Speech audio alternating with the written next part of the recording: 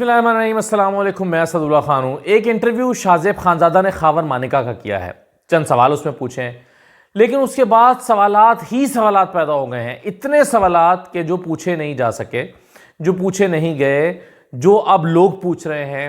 ایک بات تو طے ہے کہ وہ انٹرویو جو شاہ زیب خانزادہ نے خاور مانیکا کا کیا ہے، اس کا مقصد تو شاید پورا نہیں ہو سکا۔ اس کی وجہ یہ ہے کہ اتنا کرٹیسزم خود میڈیا کے حلقوں سے شاہ زیب خانزادہ اور جیو پر آیا ہے، اتنا کرٹیسزم آیا ہے کہ آپ کسی شخص کی ذاتی زندگی میں جا کر سوالات پوچھ رہے ہیں اور اس کا براہ راست سیاست کے ساتھ تعلق نظر بھی نہیں آتا۔ اب شاہ زیب خانزادہ صاحب کے سوالات کی نوعیت اس حد تک لو تھی کہ وہ پوچھ رہے تھے کہ عمران خان آپ کی اہلیہ سے کب تعلقات بنا رہا تھا، آپ کو کب پتہ چلا کہ عمران خان جو ہے وہ آپ کی بیوی کے ساتھ عمران خان نے تعلقات کیسے بنائے جب وہ آپ کی بیوی تھی، اس طرح کے سوالات۔ اور آپ نے عمران خان کو اچھا گھر سے نکال دیا تھا، یہ کیا ہوا تھا، اس طرح کے سوالات ہوتے رہے۔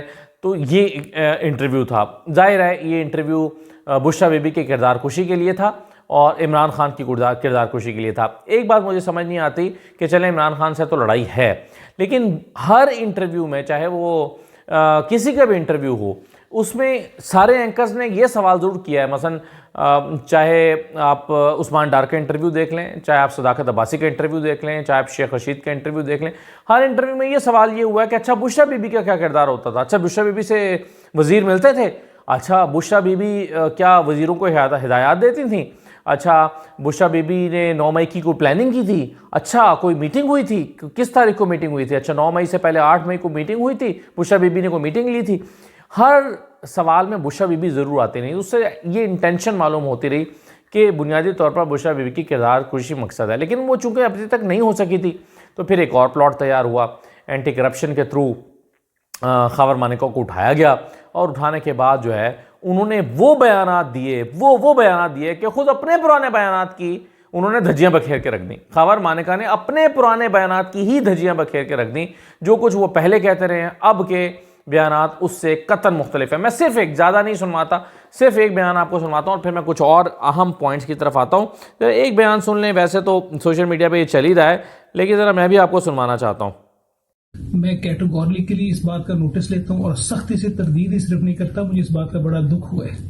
میں یہ بات بڑا کلیئر کرنا چاہتا ہوں آپ لوگوں کو کہ میری سابقہ اہلیہ بشریٰ بی بی، میں صرف بڑے کلیئرلی اور اللہ تعالیٰ کو حاضر ناظر جان کے کہتا ہوں کہ دنیا کی اس سے پاک بی بی میں نے نہیں دیکھی، دنیا کی پاک ترین بی بی ہے، اور ایسی خاتون کے بارے میں اس طرح کی باتیں، اور پھر عمران خان کا جو ہمارے اسپریچول گھر کا ایک بشرت خانہ سمجھتا ہے، ان کے بارے میں ایسی باتیں سن کے مجھے نہایت دکھ ہو رہا ہے، کیونکہ اس جیسا بھلا آدمی میں نے نہیں دیکھا۔ اللہ تعالیٰ کی ذات اسے صحت تندرستی سلامتی دے اور عزتیں دے، اور یہ میں سخت نوٹس لے رہا ہوں اس بات کا۔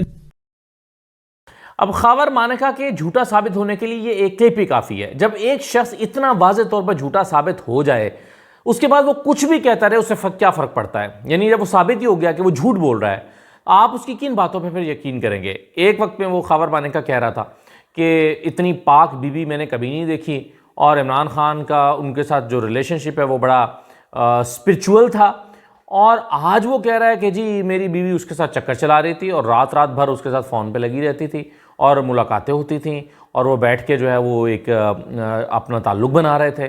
آج وہ یہ باتیں کر رہا ہے، تو خاور مانیکا یا آج جھوٹ بول رہا ہے یا تب جھوٹ بول رہا تھا، تو جھوٹا تو ہے، یعنی جھوٹا تو ثابت ہو گیا، یا تب جھوٹا تھا یا آج جھوٹا ہے۔ تو یہ کلپ جو ہے، اور پھر میں آپ کو ایک اسی وقت زاہد گشکوری صاحب جو ہیں وہ بڑے سینئر جرنلسٹ ہیں، انہوں نے ان سے رابطہ کرنے کے بعد، ان کا موقف لینے کے بعد ایک بیپر دیا تھا جیو پہ، جس میں انہوں نے کہا تھا کہ بشریٰ نے مجھ سے کبھی خلا کی بات تک نہیں کی، اس نے مجھ سے خلا کی بات نہیں کی۔ اس میں انہوں نے یہ بھی کہا تھا کہ بشریٰ نے خلا نہیں لی، میں نے طلاق دی ہے۔ اس میں انہوں نے یہ بھی کہا تھا کہ عدت پوری ہوتے ہی عمران نے شادی کی پیشکش کی، عدت پوری جیسے جب ہو گئی پھر انہوں نے شادی کی پیشکش کی، اور پھر انہوں نے شادی کی، اور وہ پھر کسی کا بھی اختیار ہے۔ یعنی اس میں وہ یہ کہہ رہے ہیں کہ طلاق کی وجوہات کچھ اور تھیں، میں نے طلاق دی، اس کی وجوہات انہوں نے نہیں بتائی تھی اس وقت زاہد گشکوری کو، اور اس وقت انہوں نے کہا کہ میں نے طلاق دی، اور طلاق ہونے کے بعد جب عدت ہو گئی تو پھر عمران خان نے ان کو شادی کی پیشکش کی اور پھر انہوں نے ان سے شادی کر لی۔ تو یہ موقف جو اس وقت انہوں نے دیا تھا آج کے موقف سے بالکل مختلف ہے۔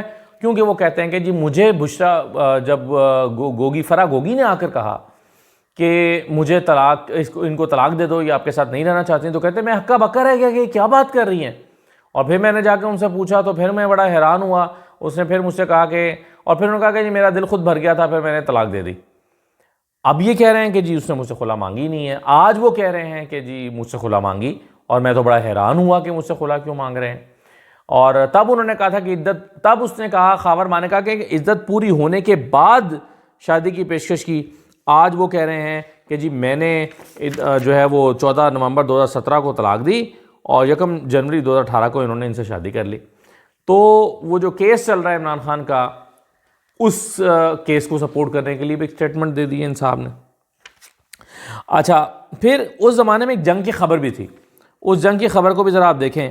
جنگ نے کیا خبر لگائی تھی؟ اس میں خاور مانکا کا سٹیٹمنٹ لگا تھا کہ بشرا جیسی پاک بیوی نہیں دیکھی. عمران طلاق کی وجہ نہیں ہے. خاور مانکا ایسی چیزیں چل رہی تھیں جو طلاق کی وجہ بنی. عدت پوری ہونے پر عمران نے پیغام بھیجا. بشرا نے کبھی خلا لینے کی بات نہیں کی. میں نے طلاق دی، وجہ بعد میں بتاؤں گا. اور پھر اس میں چھپا ہے کہ والد کو جائے نماز اور برقعے کے سوا کسی نے نہیں والدہ کو جائے نماز اور برقعے کے سوا کسی نے نہیں دیکھا. ہر وقت اللہ کا ورد کرتی ہیں موسیٰ مانکا، یہ ان کے صاحبزادے. تو یہ خبر جنگ میں چھپ چکی ہے اور آج یہ ساری سٹیٹمنٹس جو ہیں وہ اس کے خلاف ہے. یعنی اس وقت وہ کچھ کہہ رہے تھے اور آج کچھ کہہ رہے ہیں. اسی طرح سے ایک بیان ان کا اور اس میں بھی تضاد ہے. مثلا آج وہ کہہ رہے ہیں کہ جی میرا اس کے ساتھ کیا تعلق تھا احسن جمیل گجر کے ساتھ؟ میرا تو کوئی تعلق ہی نہیں تھا اور میرے تو بڑوں کا آپس میں کوئی تعلق نہیں تھا. اس نے زبردستی ہمارے گھر میں گھسا. اس کا مطلب یہ ہے کہ جب کسی شخص کو یہ معلوم ہو جائے کہ فرا گوگی بنیادی طور پر میرا گھر تباہ کرنے میں ایک کردار ادا کر رہی ہے، فرا گوگی اور اس کا ہسبینڈ، یعنی آپ دیکھ رہے ہیں کہتے ہیں کہ میرا ہنستا بستا کو گھر اجاڑ دیا. اب جب میرا ہنستا بستا گھر اجاڑ دیا اور گھر اجاڑنے والوں میں ان کی سہیلی اور اس کا ہسبینڈ بھی شامل ہے، فرا گوگی اور فرا گوگی کی بہن، کیونکہ فرا گوگی کی بہن نے غالباً انہی کا بتایا انہوں نے کہ جی ملوایا. اور پھر وہ کہتے ہیں کہ جی عمران خان سے ملوایا. پھر اس کا ہسبینڈ احسن جمیل گجر بھی شامل ہے. تو جب آپ کی کوئی بندہ آپ کے گھر اجاڑنے کی وجہ بن جائے، آپ اس کی شکل دیکھنا گوارا نہیں کرتے. لیکن میں آپ کو ایک تصویر دکھاتا ہوں. یہ جب عدالت میں پیشی کے لیے آئے تھے، جب وہ جو ڈی پی او کی تبدیلی والا معاملہ تھا، تو اس میں یہ صاحب جو ہیں، یہ احسن جمیل گجر اور مانکا صاحب، خاور مانکا، یہ ایسے چلے آ رہے ہیں کہ جیسے ان سے زیادہ گہرا دوستی کوئی نہیں ہے اور جیسے ان کی کوئی رنجش ہی نہیں ہے. تو یہ تصویر دیکھ کے آپ کو صاف اندازہ ہوتا ہے. تو یہ سب شواہد بتاتے ہیں کہ یہ جھوٹ پر مبنی جو ہے وہ انٹرویو تھا. مجھے نہیں پتا مجبوری کے عالم میں دیا گیا ہے یا اپنی مرضی سے دیا ہے. سوال یہ پیدا ہوتا ہے کہ ایک شخص اب انٹرویو دینے کے لیے کیوں آئے گا 6 سال کے بعد؟ پہلے کئی مرتبہ اس سے انٹرویو کا کہا گیا ہے، انہوں نے انٹرویو نہیں دیا. اب یہ شخص کیوں آئے گا اچانک جب گرفتار ہوا؟ اینٹی کرپشن کا کیس ہو گیا. پھر گرفتاری کے بعد جو ہے وہ اچانک بندہ یہ منظر عام پر آ جاتا ہے. ابھی 2 دن پہلے ہمیں پتہ چلا تھا کہ ان کی ضمانت ہوئی ہے، لیکن کچھ سورسز یہ دعویٰ کر رہے ہیں کہ نہیں، یہ انٹرویو ان کی چھوڑے جانے سے پہلے کا ہے، پہلے ریکارڈ ہوا ہے اور اس کے ریکارڈ ہونے کے بعد جو ہے وہ ان کی رہائی عمل میں آئی ہے. لیکن چلے میں اس دعوے کی تصدیق تو نہیں کر سکا، لیکن بہرحال ان کی گرفتاری کا اس انٹرویو کے ساتھ تعلق تو دکھائی دیتا ہے، کیونکہ یہ پیٹرن چلا آ رہا ہے کہ جو گرفتار ہوتا ہے اس کے بعد وہ انٹرویو دیتا ہے. تو کیا یہ اسی پیٹرن پر دیا گیا انٹرویو ہے؟ کیونکہ ان کے بیانات ایسا لگتا ہے کہ پہلے کے بیانات سے بالکل مختلف ہیں. چونکہ یہ نظر آ رہا ہے تو ایسا لگتا ہے کہ شاید یہ پھر کسی دباؤ میں انٹرویو دیا گیا. تو بہرحال یہ جو ہے وہ ان کا موقف ہے. اچھا، شاہین صاحبائی صاحب جو ہیں انہوں نے ایک ٹویٹ کیا، وہ میں ذرا آپ کے لیے پڑھ دیتا ہوں. وہ کہتے ہیں جی خاور مانکا کا انٹرویو، جیسے میں نے کہا کہ میڈیا کے اندر سے اتنی تنقید ہوئی ہے سینئر جرنلسٹ ہے کہ بھئی یہ کیا شاذیب نے حرکت کی ہے اور یہ کس طرح سے اس نے یہ انٹرویو کر کے اور ذاتی زندگی پر سوالات کیے. لوگوں کی ذاتی زندگی کے بارے میں گند اچھالنا اگر صحافتی اور اخلاقی اصولوں کے مطابق ہے تو پھر سب تیار ہو جائیں.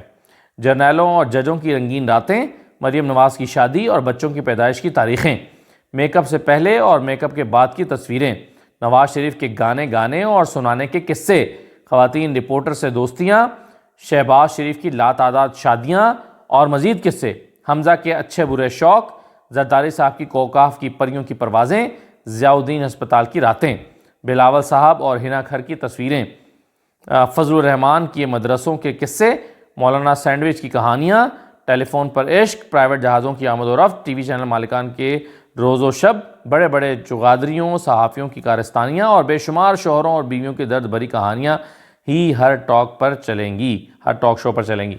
اب بات یہ ہے کہ یہ بات تو ٹھیک کی ہے انہوں نے، ہر شخص کی ایک پرائیویٹ لائف ہوتی ہے، ہر شخص کی ایک اپنی الگ سے زندگی ہوتی ہے، ہر شخص کی ہوتی ہے تقریباً، اور ہر شخص کی کہانیوں میں ظاہر ہے وہ اس کی پرائیویٹ لائف ہوتی ہے، اس کا باہر کی دنیا سے کوئی تعلق نہیں ہوتا۔ تو اب شاہین صفائی صاحب نے تو بہت سارے لوگوں کے نام لے کر دے دیے کہ ان سب کے پھر قصے ہیں۔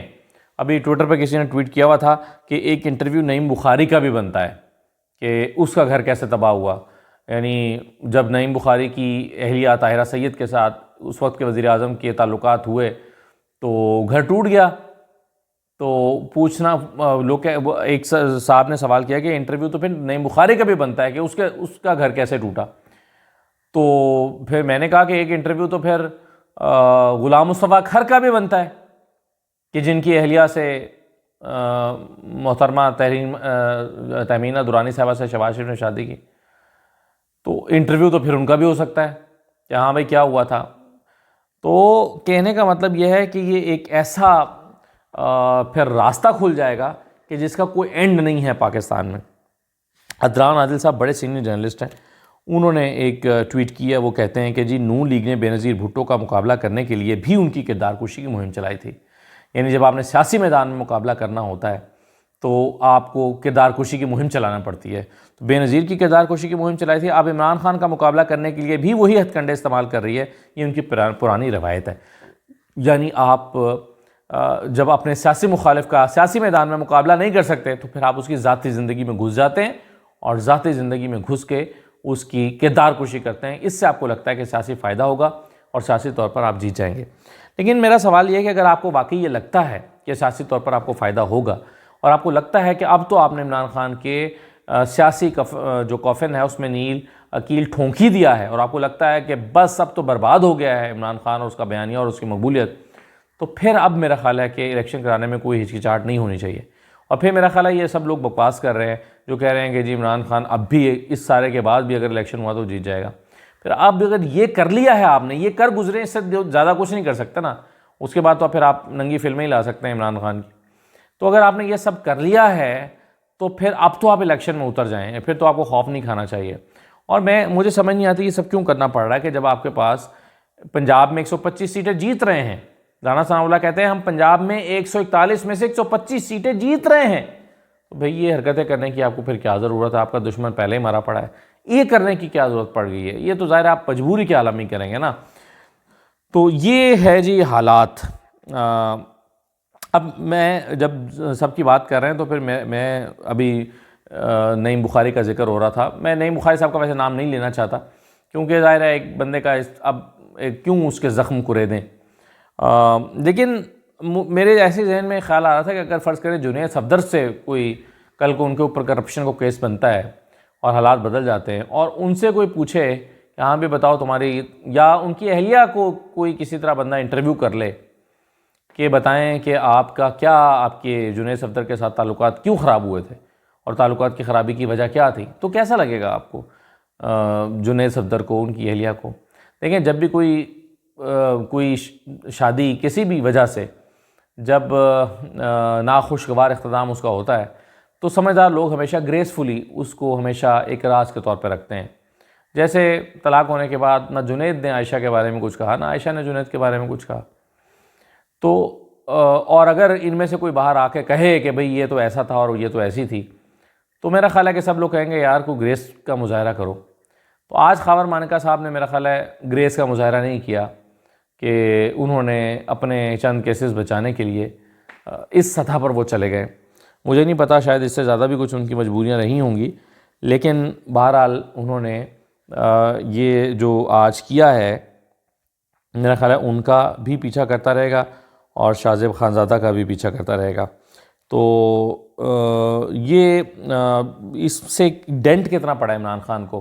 کیونکہ دیکھیں ایک بات تو طے ہے کہ بہت دن سے اس انٹرویو کا شور تھا کہ جی خاور مانیکا کا انٹرویو آنے والا ہے، انٹرویو آنے والا ہے، انٹرویو آنے والا ہے، تو وہ انٹرویو جو ہے وہ آ گیا اور اس میں ظاہر ہے جو لوگ یہ توقع کر رہے تھے کہ انٹرویو آئے گا وہ یہی توقع کر رہے تھے کہ اسی قسم کا آئے گا.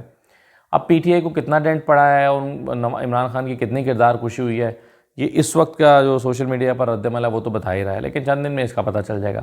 ویسے بھی آپ دیکھیں نون لیگ کے کسی بھی سینسیبل بندے نے اس کو انڈورس نہیں کیا اور کسی نے نہیں کہا کہ ہاں یہ زبردست, اب دیکھو نا عمران خان منہ دکھانے کے قابل نہیں بچا. چند ایک چھچوروں کو چھوڑ کے کوئی بھی اس کی حمایت نہیں کر رہا, کوئی بھی نون لیگ کے اپنے لوگ بھی اس کے ساتھ کھڑے نہیں ہوئے. تو مجھے نہیں پتا کہ شاہ زیب خانزادہ کو آفٹر تھاٹ آئے گا کہ نہیں آئے گا کہ ہاں انہوں نے ٹھیک کیا یا نہیں کیا. عین ممکن آئے اور عین ممکن ہے کہ وہ اس کے لیے اس وقت بیٹھ کے دلائل گھڑ رہے ہوں کہ میں نے جو کیا ہے ٹھیک کیا ہے. اجازت دیجیے, اللہ حافظ.